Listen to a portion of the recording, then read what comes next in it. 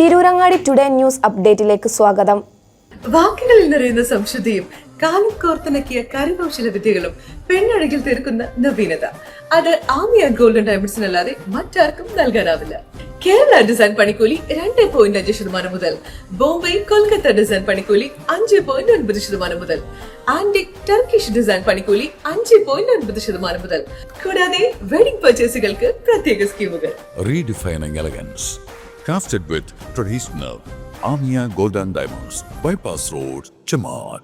വാർത്തകൾ വിശദമായി. തിരൂരങ്ങാടി താലൂക്ക് ആശുപത്രിക്കെതിരെ ഉയരുന്ന വിവാദങ്ങൾക്ക് പിന്നിൽ ആശുപത്രിയെ തകർക്കാൻ ശ്രമിക്കുന്ന ചില ഡോക്ടർമാരാണെന്ന് PDP തിരൂരങ്ങാടി മുനിസിപ്പൽ കമ്മിറ്റി.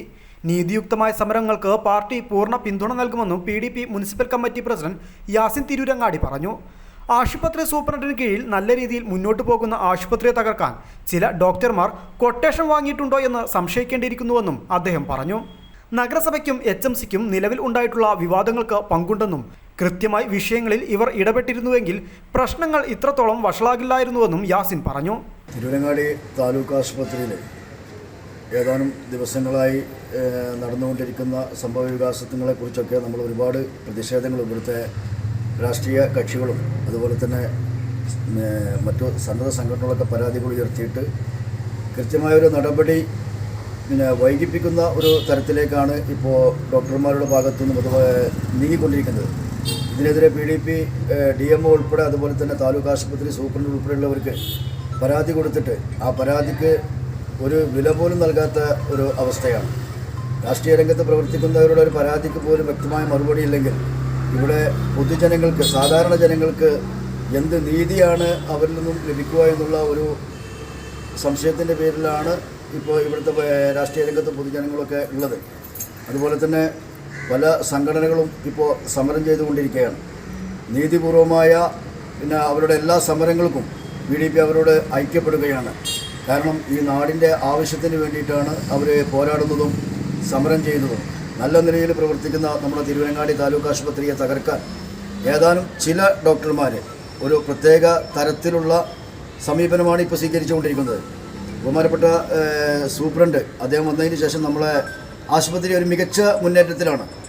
അപ്പോൾ ആ സൂപ്രണ്ടിൻ്റെ കീഴിലുള്ള ഇപ്പോൾ നടത്തുന്ന ഈ ഒരു ആശുപത്രിയെ ഏതെങ്കിലും രീതിയിൽ തകർക്കാൻ ചില പ്രത്യേക ഡോക്ടർമാർ പരിശീലനം നേടി ആരുടെ കൈകളിൽ നിന്നെങ്കിലും കൊട്ടേഷൻ വാങ്ങിയിട്ടുണ്ടോ എന്നുള്ളത് ബലമായി സംശയിക്കേണ്ട ഒരു സാഹചര്യത്തിലൂടെയാണ് നമ്മൾ കടന്നു പോകുന്നത്. ഇതിനെ മറികടക്കാനും ഇതിനെ തടയിടാനും മുന്നിട്ടിറങ്ങേണ്ട നഗരസഭ വലിയൊരു വീഴ്ചയാണ് ഈ ഒരു സംഭവത്തിൽ ഇപ്പോൾ കാണിച്ചുകൊണ്ടിരിക്കുന്നത്. കാരണം ആ ഒരു പോസ്റ്റ്മോർട്ടം റിപ്പോർട്ടുമായി ബന്ധപ്പെട്ടുകൊണ്ട് കരാർ തൊഴിലാളിയെ അവിടെ നിന്ന് ഒഴിവാക്കുകയും ആ ഒരു കരാർ തൊഴിലാളിയെ തിരിച്ചെടുക്കാൻ HMCക്ക് ഒരുപക്ഷെ സാധിക്കുമായിരുന്നു. അപ്പോൾ HMCയും ഒരു ശക്തമായൊരു നിലപാട് ഈ ഒരു വിഷയത്തിൽ എടുത്തിട്ടില്ല.